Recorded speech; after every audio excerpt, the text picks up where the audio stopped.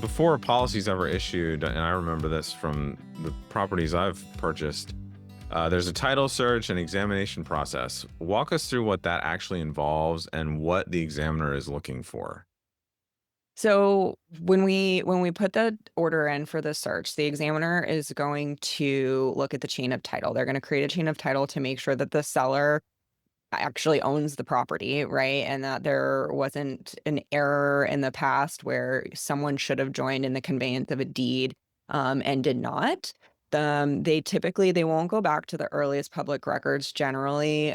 They'll go back to the root of title, which involves just doing a MRTA search, a marketable record title act search. Um, so one of the primary that brings up a primary question I normally ask a title company if I'm representing a buyer is whether they used a prior policy to conduct their search or if they did a full MRTA search going back until the root of title. So generally speaking, unless we are under a time crunch, I do not ever like to see a prior policy being used for a title search because, I mean, just to give a quick example, say someone purchased a property 5 years ago, they give the prior policy to their title company, and the title company then only goes back 5 years to do a search over the past 5 years. Well, if the previous insurance policy had an error on it, then that error is going to carry through to the future and could be an issue for the buyer later on. I always recommend having a full MRTA search done. So other than the chain of title, the title company the examiner will also be looking for prior liens, so prior mortgages. Who had the prior mortgage? Was it satisfied? Have there been liens? Have those liens been satisfied? And if they're not, then all those matters go on Schedule B1 as requirements that the title company needs to resolve prior to closing. hmm Um, what kinds of title defects does that search process commonly turn up that would maybe surprise a typical buyer? So the most common issues that come up are existing mortgages, right? So those aren't typically surprising. I think things that would surprise most people are the types of clerical errors that come up that are typically maybe swept under the rug. So a lot of times I'll see a title commitment come over that will call for maybe a correction in the spelling of a prior name or a minor correction in a legal description. Some of these items can be insured over just based on the mutual indemnity agreement between all underwriters. Well, most underwriters are part of the treaty. Um, I usually don't like to rely on the treaty in insuring over even minor matters unless it's absolutely necessary, only because I do like to get title cleared up. But I think that would be probably the most surprising thing to consumers is how many requirements are intentionally deleted by the title company when they receive it from the underwriter. So the title commitment comes into to the office from the underwriter. It maybe has 15 requirements on it. Depending on the title company and how they practice, they may intentionally delete several of those Mm. before it even gets to the buyer.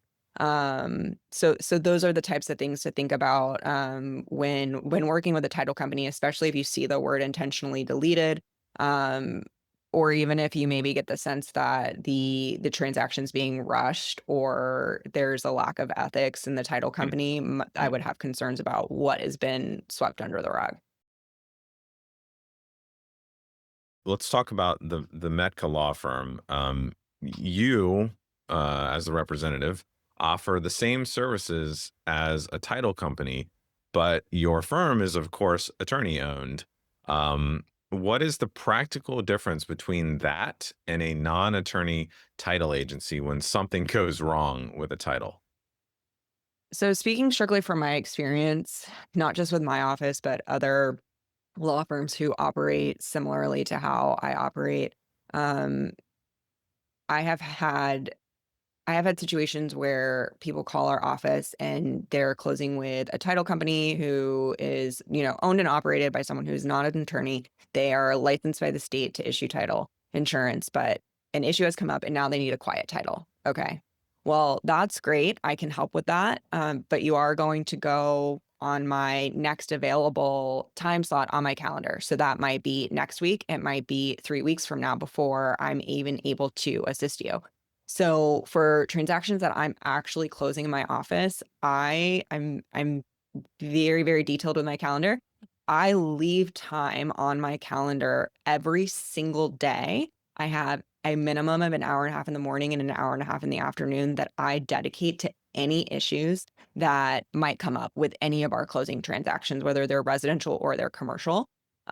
So if that same issue, this, the quiet title example that I've given, were to come up in my office, instead of waiting until a week, 2 weeks, or 3 weeks to speak to me, I would be on the phone with that person the same day. And I would be able to jump on it and get it handled much quicker. So I think, if I'm giving one primary example of just choosing to work with that attorney owned company from the get go, the, the biggest value that you're going to get is going to be the efficiency and the knowledge and expertise to handle any issues that might arise. Okay. Yeah, and I mean, I'll tell the listeners just from working with you and communicating with you on a regular basis, I know that things are always coming up and things are always coming into your office where you're needing to help outside parties deal with it. So this is a real practical issue and difference between that non-attorney title agency and working with the attorney-owned firm. We touched earlier on how the Florida sets the premium rate and that promulgated rate. So then why does it matter who's actually doing the legal work behind the policy? Well, at the end of the day, it's just insurance, right? So even if you're getting a great an auto insurance policy, you're not gonna start driving extremely recklessly and risk getting in a car accident.